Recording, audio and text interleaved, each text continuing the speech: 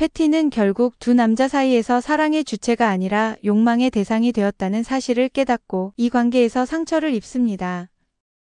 이 남자들이 과연 그녀를 진정 사랑한 것일까요? 아이는 자기애가 연장된 심리입니다. 남자들에게 아이를 갖는 것은 자기 존재의 확장, 자기애적 욕망의 증거로도 볼 수 있습니다. 안녕하세요. 마인닥터입니다. 조지 해리스는 비틀즈 멤버이고 에릭 클립튼은 지금도 활동 중인 기타의 신으로 불리는 뮤지션입니다. 이 두 사람이 절친이었던 것 아시나요? 조지가 에릭의 별장에서 머물 정도로 각별했습니다. 조지 해리스는 비틀즈의 자전적 영화에 출연한 패티 보이드란 여성에게 첫눈에 반해 사랑에 빠져버렸죠. 두 사람은 1965년 결혼했는데 둘의 사랑으로 그의 아름다운 곡 Something이 탄생했고 후일 리바이벌한 가수 프랭크 시나트라는 20세기 가장 아름다운 러브송이라 할 정도로 조지의 작곡 능력은 폴 맥카트니와 존 레논 못지않게 탁월했습니다.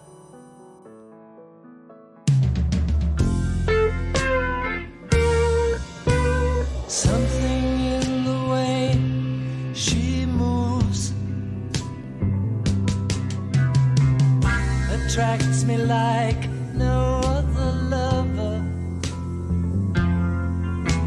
Something in the way she woos me. I don't wanna leave her now. You know I believe in how.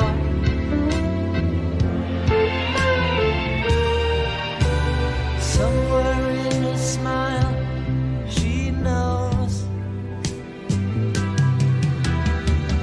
that I don't need no other lover.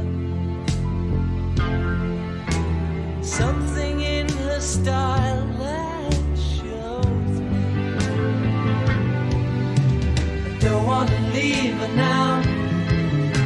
You know I believe in how. 그런데 이 둘은 연적이 되었어요. 에릭도 그녀가 마음에 깊이 들어온 것이었죠. 그녀에게 빠져버린 에릭 클립튼은 이 사랑의 고통을 술로 달래며 괴로웠죠. 이 아픈 사랑은 보이드를 뮤즈로 삼은 곡 라일라를 만들게 했습니다. 조지가 인도의 명상과 음악에 심취하며 그녀의 소홀해집니다. 이때 에릭은 연애 편지를 몰래 보냈는데요. 이 편지에는 나는 당신의 것이다. 나를 원하지 않는다면 나를 묶고 있는 주문을 풀어달라. 야생동물을 가두는 것은 죄이고 길들이는 것은 신성한 것이다 라는 글이 담겼습니다. What will you do when you get lonely? No one waiting by your side. You've been running, hiding much too long. You know it's just your foolish mind. Hey, love,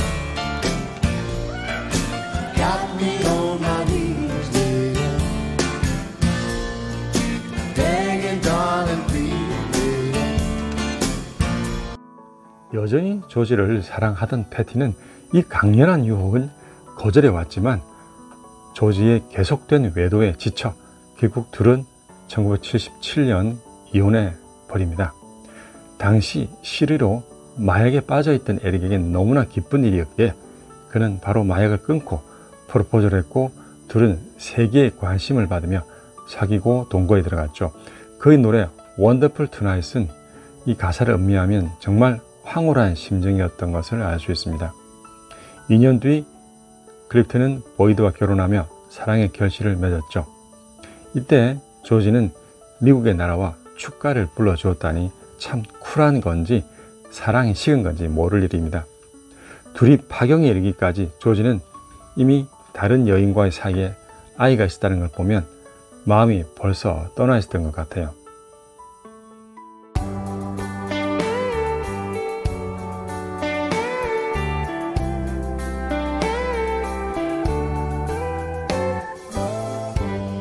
It's late in the evening.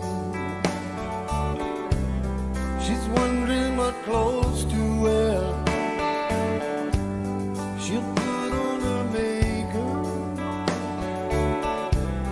and brush his long blonde hair. And then she'll ask me, do I look all around?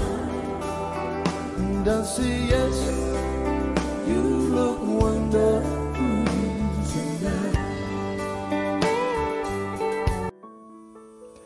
에릭과 패티는 알콩달콩 살다가 에릭이 약물과 술에 빠져들며 관계가 악화되어 갔습니다. 에릭이 주정을 부릴 때 그녀가 자신의 아이를 낳을 수 없는 불임인 것에 비난했다고 합니다. 에릭은 다른 여인과의 사이에 아이를 가지며 둘은 파경에 이릅니다. 자, 이 남자들이 과연 그녀를 진정 사랑했던 것일까요?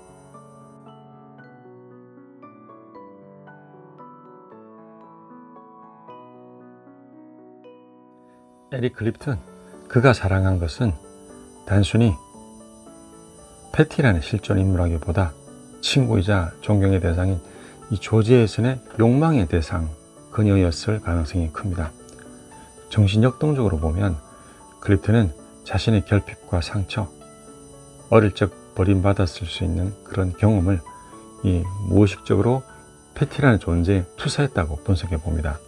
이 투사의 깊은 청에는 조지에 대한 동경, 경쟁심, 동일시가 얽혀 있습니다. 즉, 그는 조지가 사랑하는 대상을 통해 조지처럼 되고 싶어 하거나 그를 이기고 싶어 했을 수 있습니다. 자크 라캉의 이론에 따르면 인간의 욕망은 언제나 타인의 욕망을 욕망하는 구조를 갖습니다. 즉, 내가 원해서라기보다는 누가 원하는 대상을 원함으로써 자신의 욕망이 정립이 됩니다. 삼각관계는 바로 그 구조의 전형입니다. 조지는 패티를 사랑했고 에릭은 패티를 욕망하지만 그 욕망은 조지가 욕망하는 패티를 향한 욕망입니다. 패티는 두 사람 욕망 사이에서 중심이 되지만 실은 각자의 무의식적 경쟁의 심리이자 거울 역할에 가까웠을지도 모릅니다. 에릭은 패티라는 욕망의 매개체를 통해 조지와의 내적 경쟁에서 승리하려는 무의식적 동기를 따라 움직였고, 조지는 영적인 여정과 내면적 갈등 속에서 패티를 놓게 됨으로써 일종의 자기 해방이 닦일 수도 있습니다. 패티는 결국 두 남자 사이에서 사랑의 주체가 아니라 욕망의 대상이 되었다는 사실을 깨닫고 이 관계에서 큰 상처를 입게 됩니다. 이 사례는 단지 유명인의 이야기로 끝나는 것이 아니라 일반적인 삼각관계, 부부 갈등, 우정과 경쟁의 문제에서도 비슷하게 발생합니다. 러브 트라이앵글 상담치료 장면에서는 이런 통찰적 질문이 나옵니다. 내가 원하는 게 정말 그 사람인가요? 아니면 누군가가 그를 원하기 때문에 그런가요? 이 삼각관계는 실제의 감정인가요? 아니면 나의 자존감과 경쟁심이 왜곡시킨 결과인가요?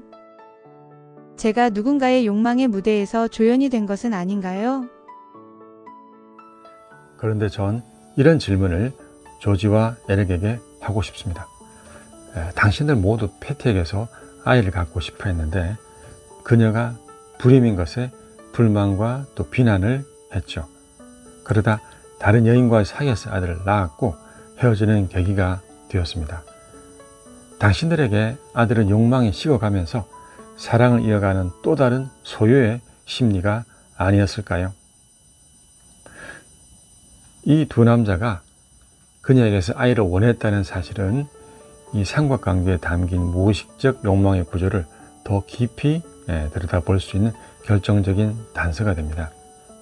아이는 단순히 생물학 결과물이 아니라 정신역동적 해석에서 이 관계의 증명, 사랑의 고리, 영속성에 대한 무의식적 갈망으로 읽어볼 수도 있습니다. 특히 예술가나 이 자아중심이 성이 강한 인물일수록 자식은 자기 확장의 상징이자 불멸성의 매개체가 되는 것이죠. 두 남자 모두 패티를 사랑했고 그녀와 함께 아이를 갖고 싶어 했다는 욕망은 곧 다음과 같은 무의식적 의미를 내포합니다. 내가 그녀를 진짜로 가졌음을 증명하고 싶다. 이렇게 아이는 생물학적으로 부정할 수 없는 소유의 흔적입니다. 내 관계는 특별하고 남들과는 다르다.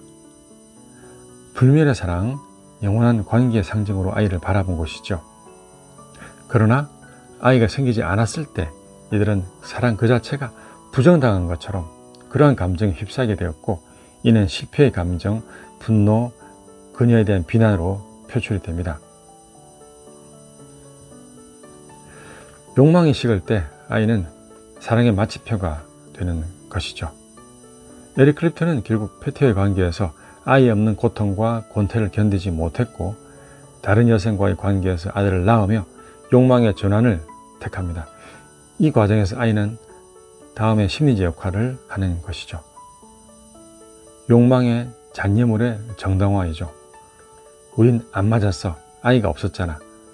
이것은 마치 관계의 실패의 원인을 외부화시키는 도구처럼 사용이 됩니다.